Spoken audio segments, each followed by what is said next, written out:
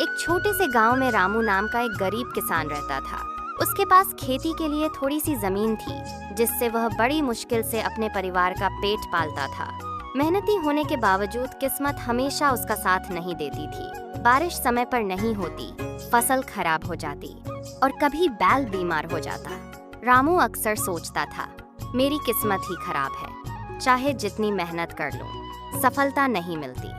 एक दिन वह सोचते सोचते जा रहा था कि मेरा किस्मत साथ नहीं देता है, चाहे कितना ही मेहनत करते हैं। पीछे पेड़ से आवाज आया, सुनो पुत्र। वह डर गया।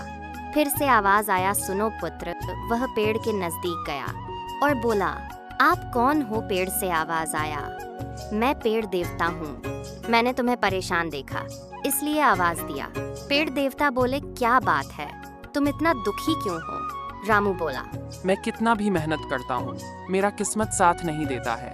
मैं अपने परिवार के लिए एक वक्त का रोटी भी सही से नहीं दे पाता हूँ, इसलिए परेशान रहता हूँ। मैं क्या करूँ, मुझे समझ ही नहीं आता है। पेड़ देवता बोले, मेरे पेड़ के गिरे हुए फल को लेके जाओ और पूरे परिवार को दे देना, और सबसे बाद में तुम इस फल को खाना और जो भी काम करना मन लगाकर करना, किस्मत पर नहीं कर्म पर भरोसा रखना और सकारात्मक विचार से काम करना।